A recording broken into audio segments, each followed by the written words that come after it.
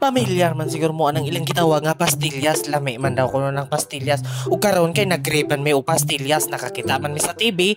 So napalit pud among ingredients, basic ra man daw na himuon, tulo ra ka ingredients. Condense man lang og gatas, asukal nga puti, pwede ra man na, okay na pastillas na imong mahimo. O karon, ako nagsugdan abli ang uban ingredients. Ang una na kong giablihan mo na ng gatas, human ana ang kana na pong condense.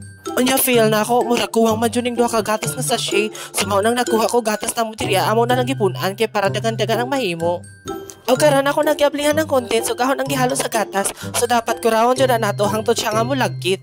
Inana ra ka busy kung maghimo kag pastillas, imo ra jud nasundot ng mga instructions. Pero dapat kung magbutang ka og condense, dili nimo pasubrahan og daghan kay para dili siya malanay. Kung nahalo na jud nako, so inana jud ang itsura, lagkit na jud siya kaayo, so dapat na jud kay ipon nga imong gibutang. Kay abi ninyo sayon ra maghimo og pastillas, lisod man di ay sa tantong nimo sige kuraw, mugahi man di siya madugay ug kusog mo pilit.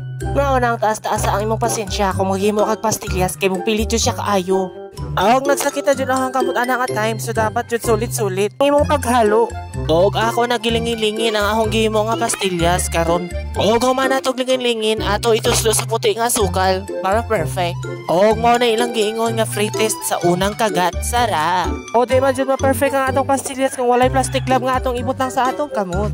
Og mao na din na ang finished product sa akong pastillas. Kamo na lamay dyan sa akong hinimo nga pastillas ug sakto ba na at least nahimo na ako. Charot. Sige, salamat sa pagtanaw sa akong video. Bye-bye.